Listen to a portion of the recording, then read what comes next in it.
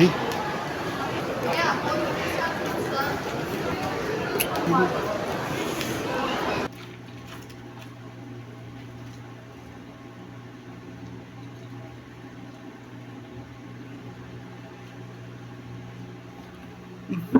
bakit?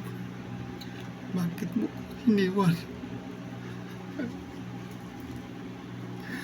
Ako'y nananaghoy. Puso ko'y nabiyak. Wasak na wasak ang puso ko ito. Ano ba ang dahilan? Ako'y ginanito.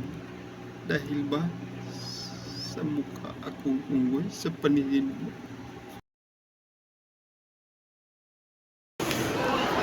Diyan. Inaway mo ako at itinaboy. Kaya ngayon sa lansangan, ako'y naging palaboy.